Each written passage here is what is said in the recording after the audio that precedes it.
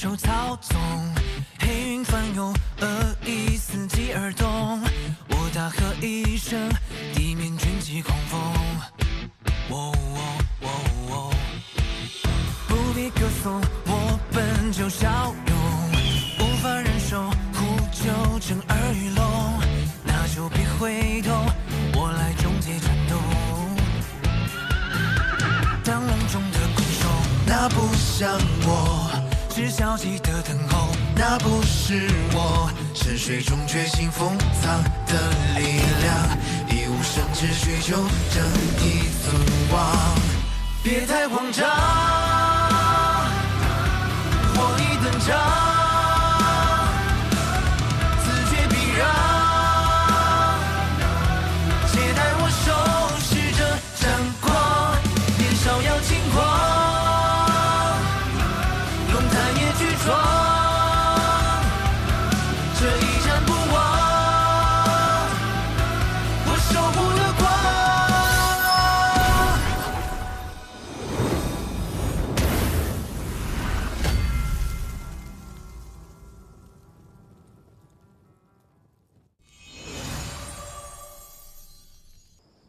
林雨，其实今天来，我是想向你解释清楚原委。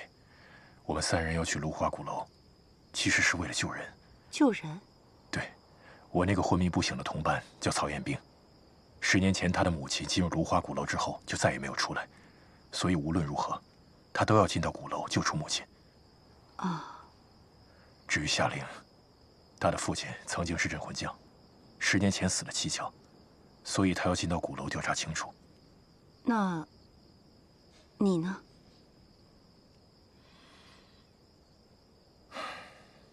我自然是为了水儿。水儿？你女儿吗？你找到她了？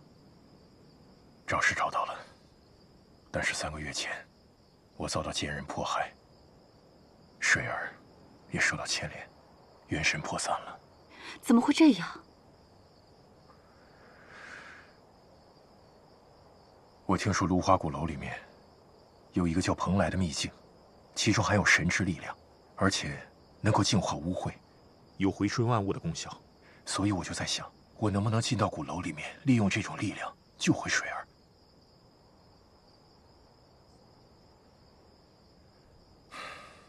林雨，我们3人进那鼓楼，都是为了至亲至爱之人，我知道你一定能明白的。所以，在领路人这件事情上，我希望你能够出手相助，让若夫帮我们领路。这是必然的。这件事情要是换作是我，我也一定会不顾一切代价进入鼓楼的。你放心，明日我就和若夫去商议此事。不过今天晚上我们就好好喝酒叙旧。来，我再敬你一杯。好。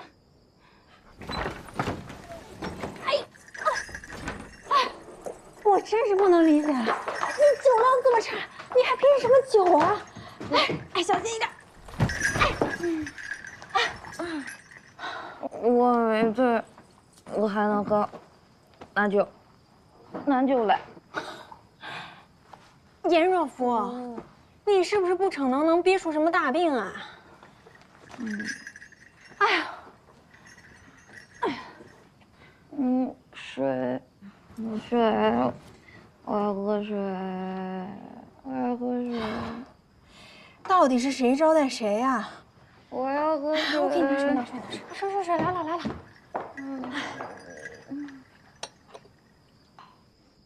我再敬你一杯。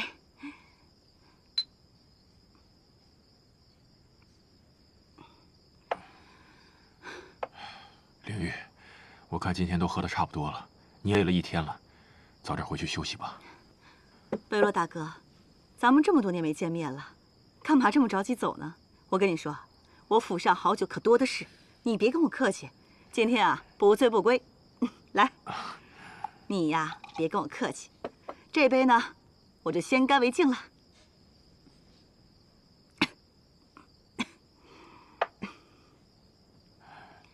林雨，我记得你有内伤在身，你喝那么多酒，我怕你伤势会加重。今天还是点到为止吧。啊，我一个女将军，哪这么娇弱？没事的，更何况今天是遇到故人，所以啊，我们今天必须是不醉不归。接着喝，来。好。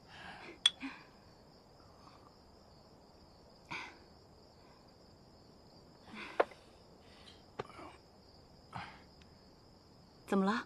抱歉，我出去一下。哎，贝洛大哥，你没事吧？不好意思，不好意思，可能是岁数大了，酒量有点退步。我马上回来，你等我一下。贝洛大哥。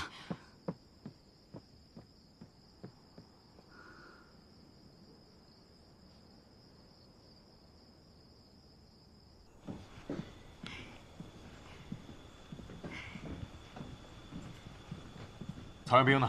在房间吗？肯定在房间吧？你喝完酒了？这么快叙完旧了？先别说了，进去看看。啊？看什么呀？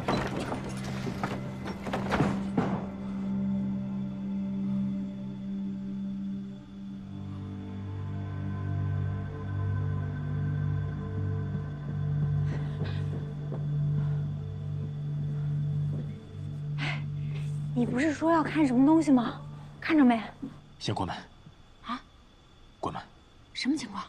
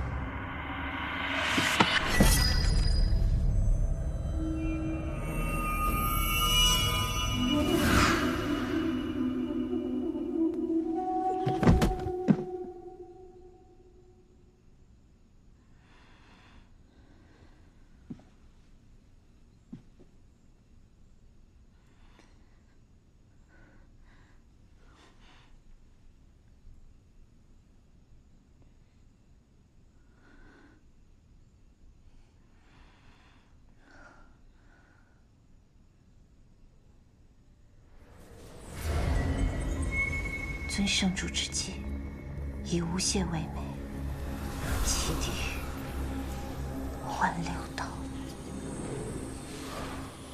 以无懈为美，弃地狱，换六道。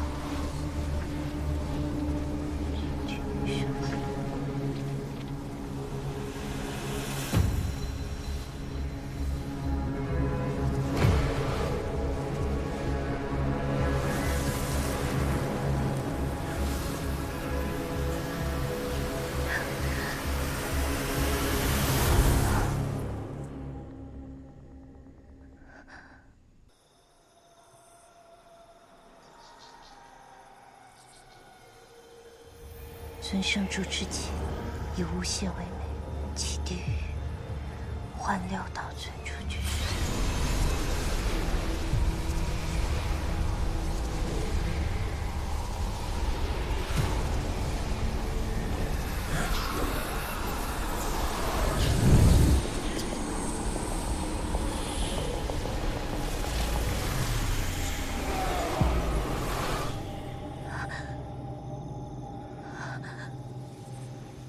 主人，是你吗？天狐，你真的还在这个世上？天狐终于又见到你了。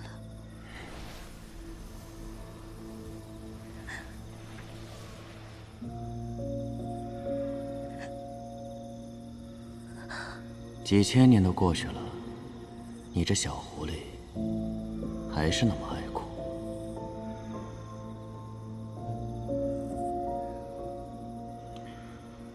看来你还保留着当初我留给你的玩具。我记得您说过，这面小镜是用补天石的残片制成的。它虽不如顽石一般有泥和天裂、起死回生之效，但是我想着，它或许能将你唤出片刻。确实是只有片刻。待会儿记得再把我送回曹彦斌的体内。天狐记住了。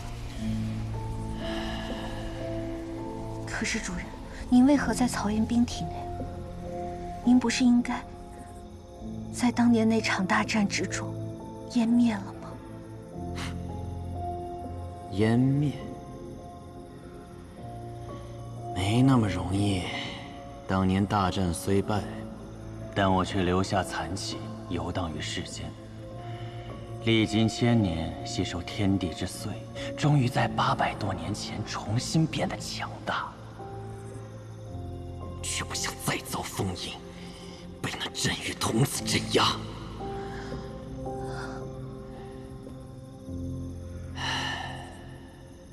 但就在不久前，曹彦斌这小子从天而降，不仅让我得以重见天日，还因为他的武神躯，我多了一个寄生之所。原来您就有这般遭遇，难怪曹彦斌会如此厉害，竟然是借助了您的强大力量。但更妙的是，曹彦斌他居然想去芦花鼓楼。你可知道那芦花鼓楼里面有什么？我听说，那里面有个蓬莱，里面有着至高无上的神之力量。那你可知道那神指的是谁？那力量又归谁所有呢？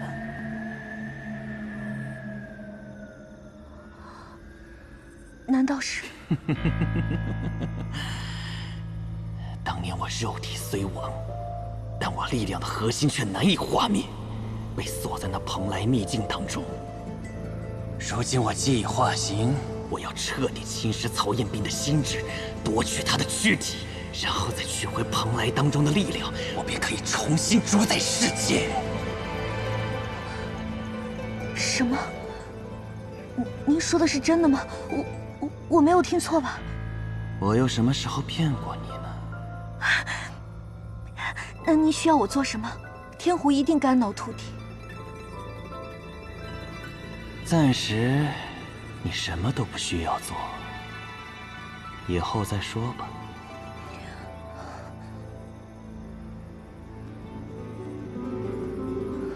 主人，其实曹彦斌前往芦花鼓楼，并非是巧合，而是有人故意指引。有人指引？什么意思？那人名叫黄甫龙斗，虽是人类，却是镇魂阶百年难遇的强者，有着颠覆灵界的野心和强大的实力。他想获得芦花鼓楼里的力量，这才将曹彦斌引去。我怕他到时候乱了您的计划，需不需要我将他？天狐，你知道这世间最有趣的是什么吗？是看戏。看别人苦心孤诣，设计精益，到头来却为他人做了嫁衣。难道说这场戏不精彩吗？这世间太无聊，得找点乐子才对。你说呢？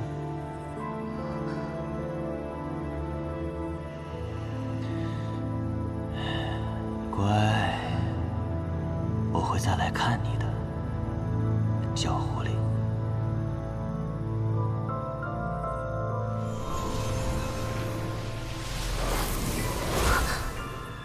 主人，主人。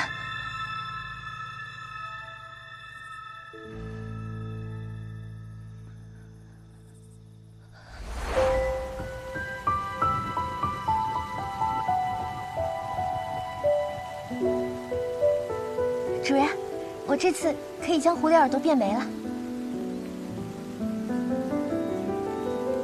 不错，这次变得非常好。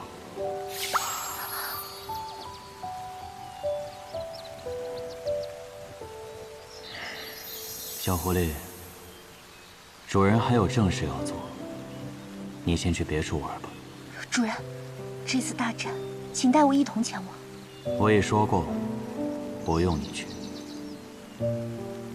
我知道自己年纪小，力量弱，但是我想为您拼死一战，我也想保护主人。啰嗦。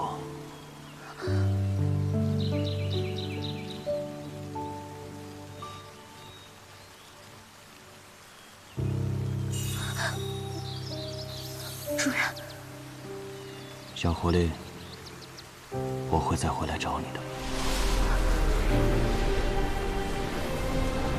主人，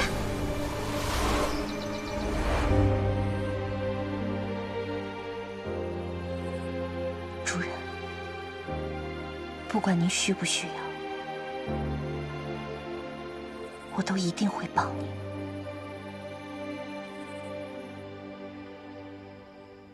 什么？你说严将军故意支开我们，是为了对曹元斌？确定吗？我也只是猜的，本来打算晚上少喝2杯就回来的。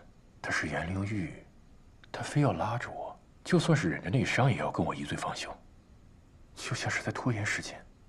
我总觉得哪里不对劲儿，所以就设法早点脱身回来了。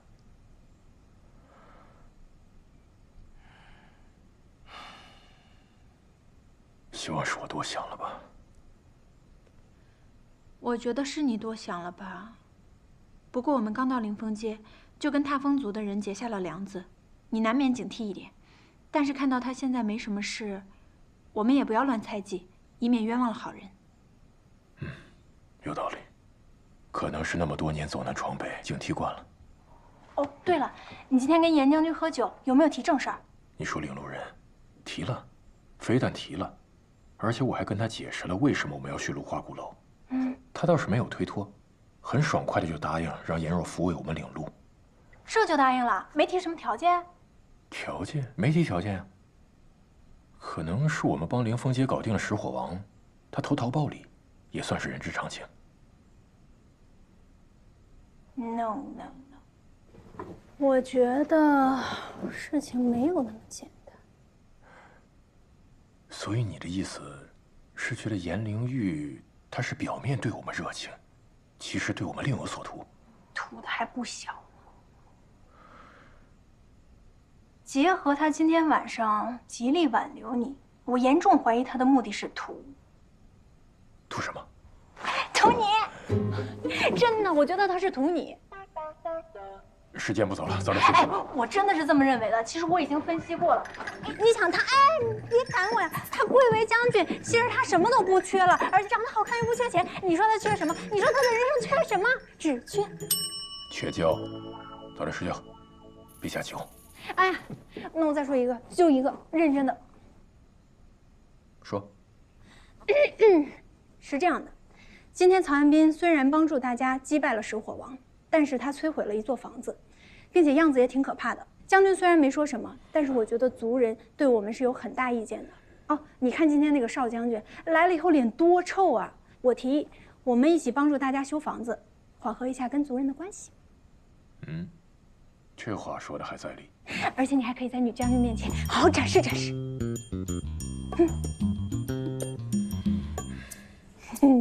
我其实还有一点别的创意可以给你说，你要不要听听啊？那就这么定了，咱们明天见，拜拜，晚安。不知被谁袭击，昏了过去。你觉得这个理由像话吗？属下不敢欺瞒将军。属下今早醒来就发现被人打晕了，扔在院里，确实不知是谁下的手。北落师门？应该不是，属下也怀疑过他，所以方才借口送早点，去试探了。他和那个叫夏琳的姑娘，并没有什么异样，应该不是他们。如果不是他们，那还会是谁呢？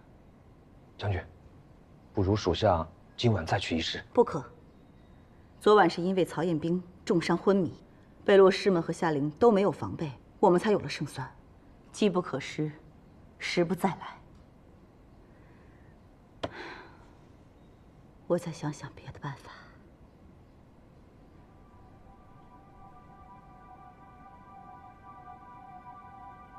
你传我命令，明日我要设宴，款待客人。您这是何意啊？要解决对手，未必就得打打杀杀。你照我说的安排下去就好了，到时候你自然会知道的。是。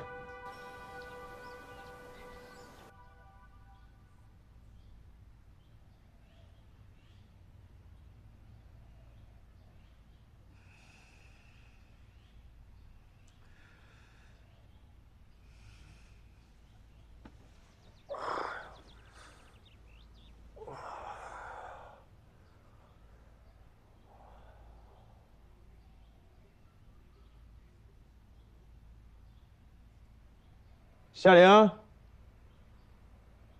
北龙，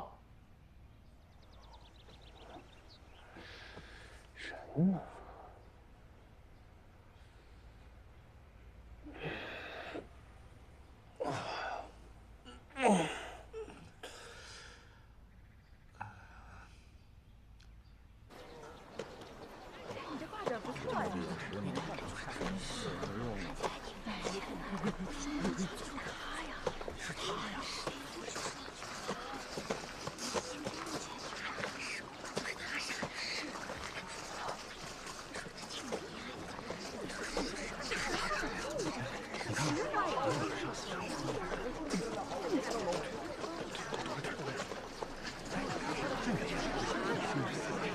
这话可不敢说，知人知面不知心，你看着长什么样。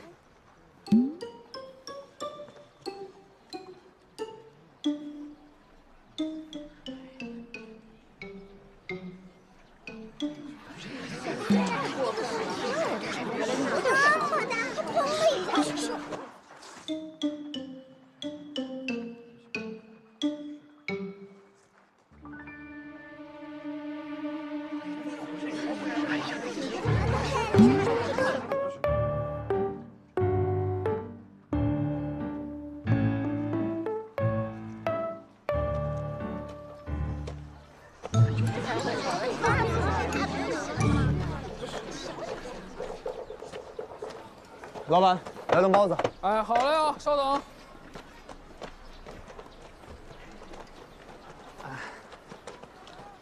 来。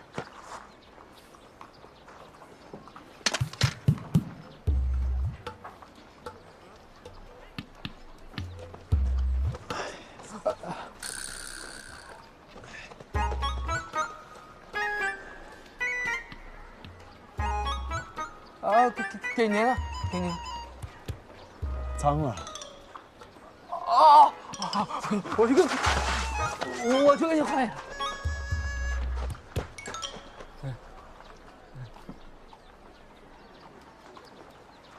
多少钱？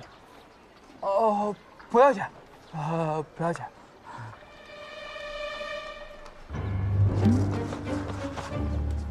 为什么不要钱？好吧，好吧。你不会说话？好吧，好吧，好吧。你刚才不都说的好好的吗？好吧，好吧，好吧，好吧，好吧，好吧。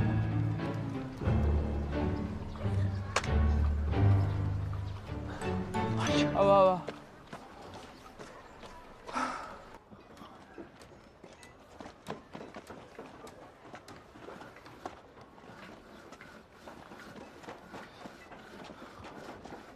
夏玲北楼在哪儿呢？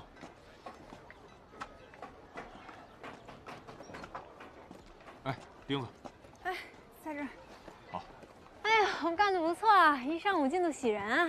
啊，你们俩怎么在这儿修房子呀？我快饿死了。他醒了，你怎么样？感觉难受吗？我除了现在饿的有点难受，我还有什么难受的？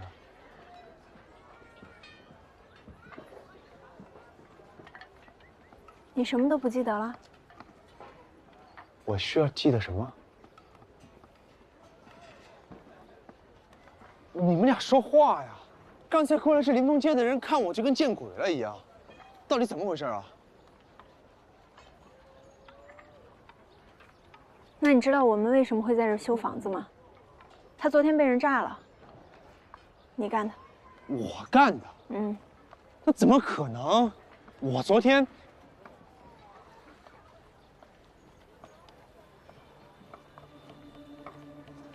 哎呦，相公，你快来！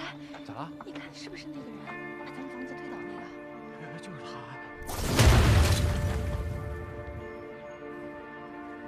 我昨天在这儿打的石火王。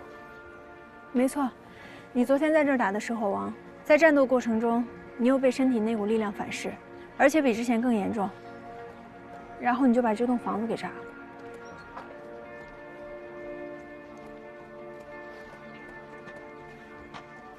不过没事，你现在已经恢复正常了。我们到时候去跟人家好好解释解释，踏风族的人不会真的怪你的。我怎么叫不正常？我被反噬不还是为了帮他们解决石火王吗？那是没错，但这房子也是你炸的呀。这样，你亲手把这儿修好，咱们去跟人道个歉。道歉？我凭什么要道歉啊？昨天我救了踏风族，我救了林峰街，再不济也是功过相抵，让我去道歉算哪门子道理啊？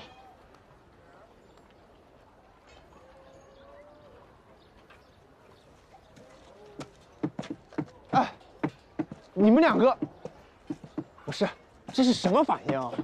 我有说错什么吗？这只是一栋空房子，又没有人，我又不是故意的。这石火王现在可是要屠他们街的，而且这踏风族的人也是，他们不屑我也就算了，还在背后指指点点，简直是没素质，不识好歹。怎么，说实话也不行吗？踏风族的人就是不识好歹，没素质。你再说一遍。好啊，亏得我母亲还让我来转达，说明天要设宴感谢3位。没想到踏风族在你眼里就是这么不堪，那你倒是走啊，留在这儿干嘛？邵将军，我留在这是为什么？你又不是不知道。要不是看你是领路人，我现在就不是跟你吵架，而是打架。好啊，打就打，谁怕谁啊？我当然不怕了，我怕你怕我。你们都冷静一点，有话好好说不好吗？没你的事儿。就凭你那3脚猫的功夫，昨天要不是我，石火王早就把这一锅给端了。你菜也就不说了，还没有自知之明。我好心好意说要出手帮忙，你把我锁在那儿说我吹牛，现在呢，打不打脸呢？哎，曹云斌，你别说了，越说越过分了。你解决了石火王又怎么样？我看你跟石火王就是一路货色，石火王还没炸房子呢。我看你要是达不到目的，只会比他更坏。邵将军，你这么说就离谱了，有点过分了。我是好是坏得看对谁。我现在对林峰街自然是好的，那日后可就说不准了。毕竟，未来的镇魂将是你嘛。你，哼！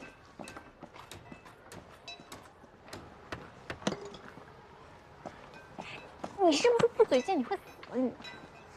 邵将军，本来就是这样的嘛，打嘴仗当然不能让。邵将军，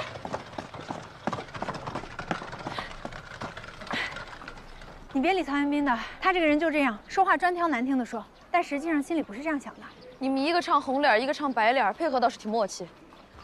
既已经得罪了我，就不要再来讨好。你之所以追过来，不就是还想着我要给你们领路吗？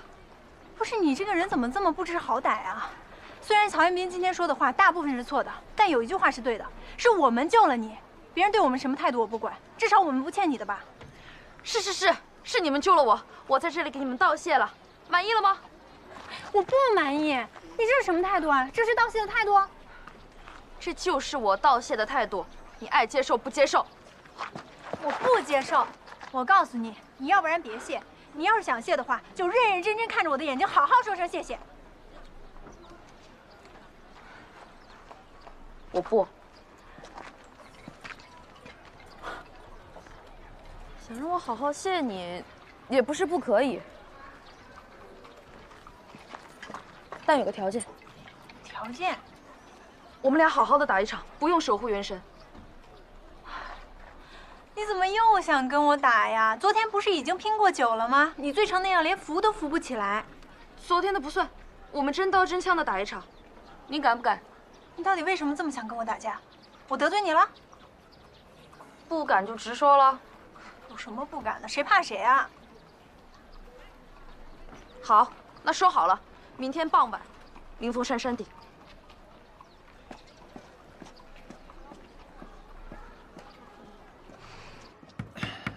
那个，要帮忙吗，北若？你要是以后没那么冲动，我们就不用这么忙了。不是说了吗？这又不是我故意。我说的不是这个。不是这个，那是什么？多了。比如你从来没有告诉过我，你时刻面临着魔性力量反噬的风险。你一个人偷偷跑出牢房，一个人面对石火王。像你这样接近于零的团队意识，在部队里是要被狠狠批评的。哎呀，我情况不一样，我是镇魂将，这么多年一个人单兵作战，一个人战斗习惯了。但现在不一样了，你有同伴了。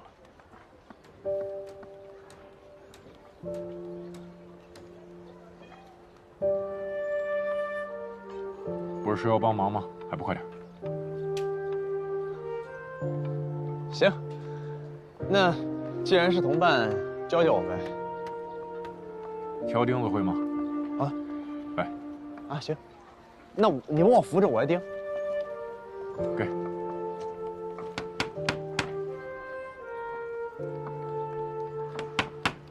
曹元兵，你身体里的这个力量还是要当心。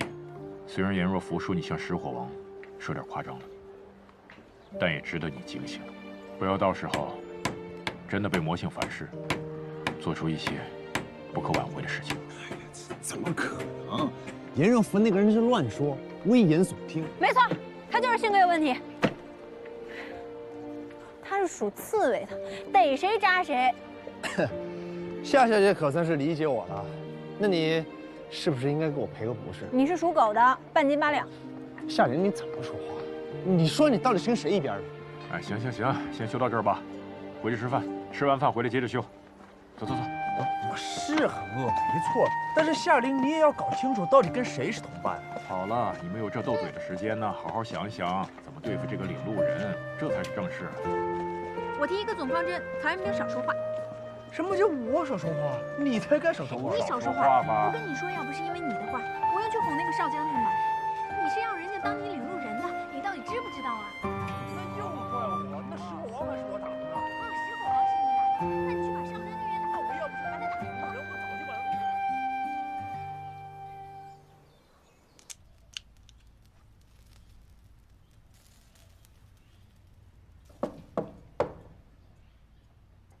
请进。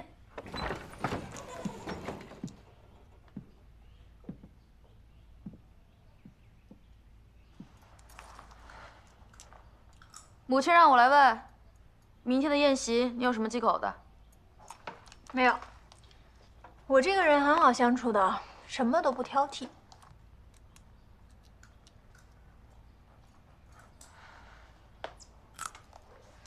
我都回答完了，还有什么要说的吗？明天就是我和你的比试。我知道啊。你都不问问要比什么吗？不是打架吗？我知道啊。哎，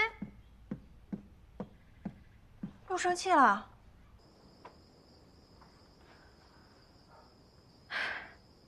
明天一定要打赢他。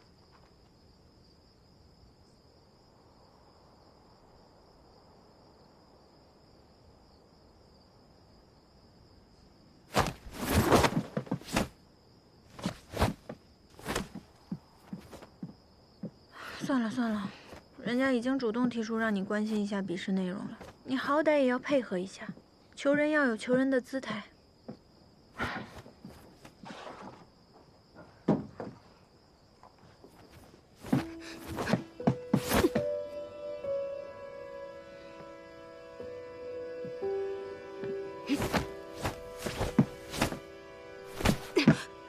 少将军，没事吧？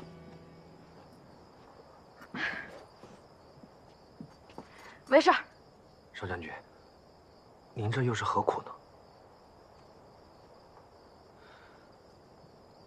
我生来就比别人弱，所以更加不能偷懒。我不想被别人看不起，看不起到觉得随便打打就能赢。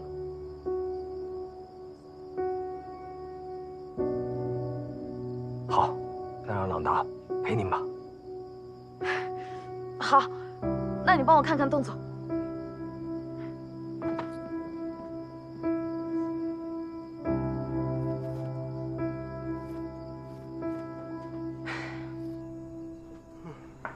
这么晚了，你不能放我去睡觉吗？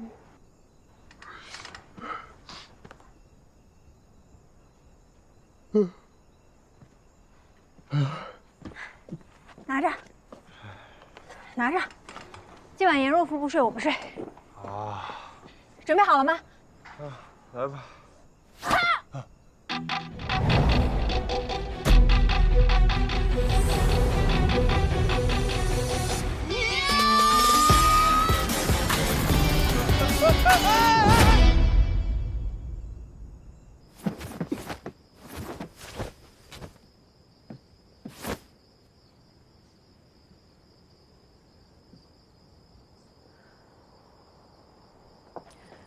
朗达，要不你陪我打一场？邵将军，我看现在时间也不早了，您也早点休息吧。明天你还得给客人表演呢。表演？什么表演？其实我是顺道替将军给您带个话，明日宴席有贵客在列，要您表演节庆式的舞蹈。什么？母亲让我给他们跳舞？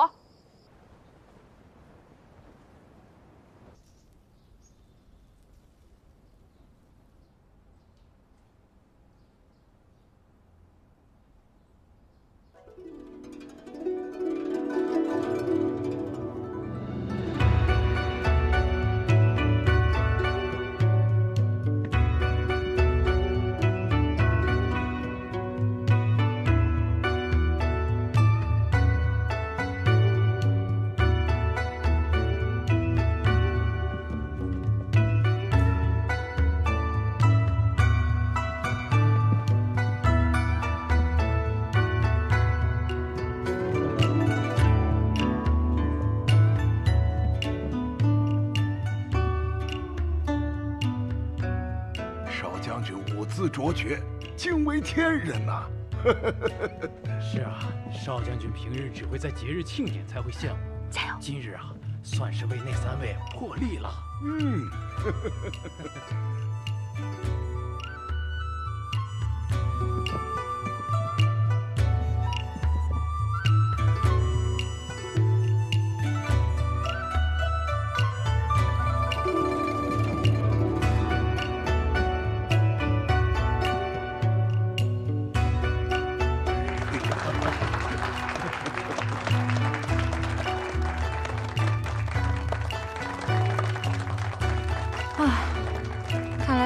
流行让小孩表演节目，人类的习惯还真是差不多。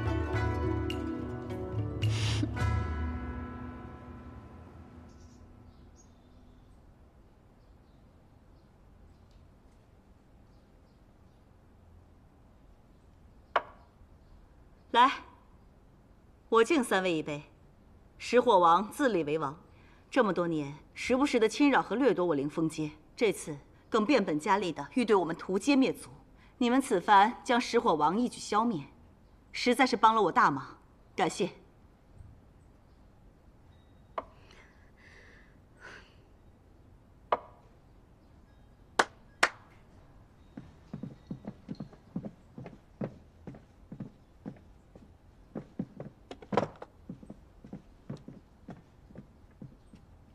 将军，这是我族对3位表示的感谢。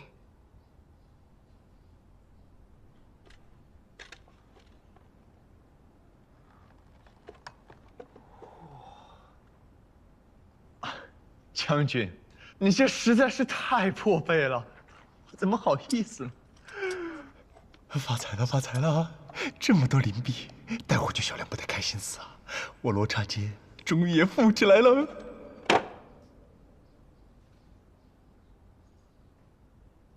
将军的好意我们心领了，但石火王一事你已经投桃报李，答应让邵将军为我们领路，所以就不必再破费了。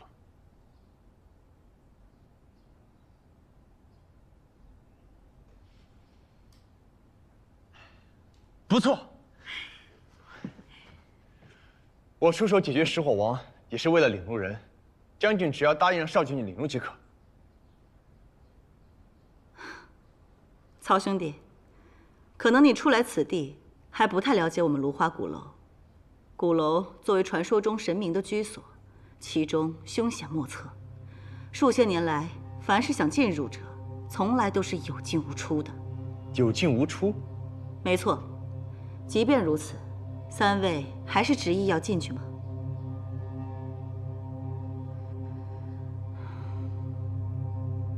在绝对危险面前，知难而退其实并不可耻。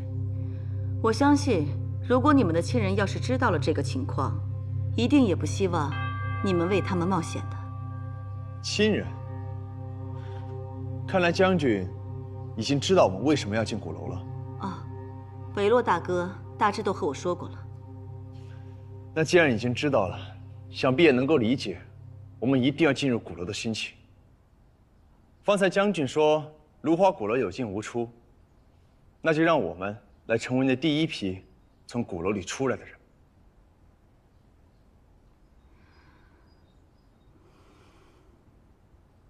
既然如此，那我就不隐瞒三位了。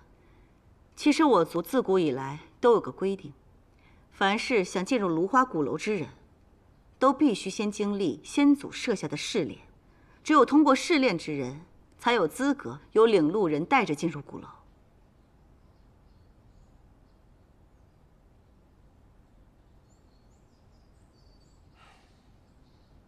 我之前怎么从来没有听说过这样的试炼？北洛大哥，你之前来我们凌风街，也未曾说过你想要去鼓楼啊。那没有通过试炼呢，会怎么样？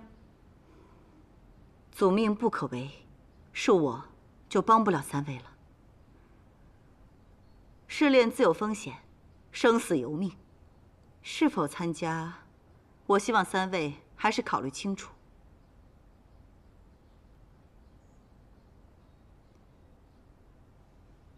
将军，我想问一下，10年前的那批人，他们也经过了试炼？那是当然。好，既然这次试炼是你踏风族传统项目，那我尊重。10年前的那批人能够通过，我们没理由不能。我参加。我也参加。很好，我非常欣赏三位的意志和勇气。那行，这试炼呢，我就定在明日了，期待三位的表现。将军，我还有一事。如果我们通过了试炼，将军能保证让少将军一定为我们领路吗？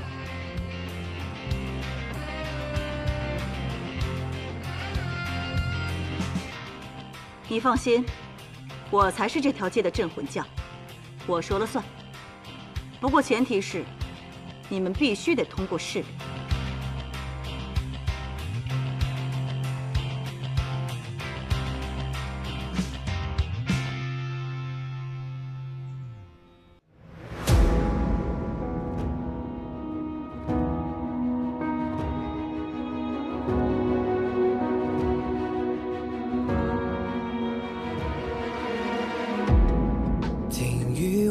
心中在蚕食着一年，看具象的世界颤动着漫漫琴弦。我们穿过浓烟，无畏风浪过街，便赤足上前。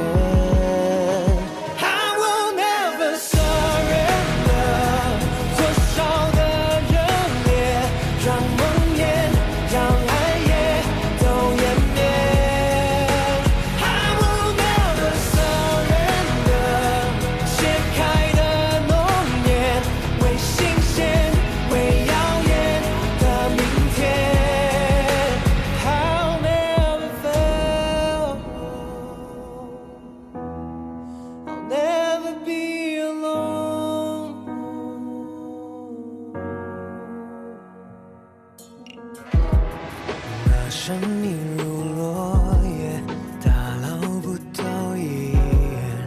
我蒙蔽的双眼，来窥破未知凶险。在命运的刀尖，面向至暗伤源，感动成一缘。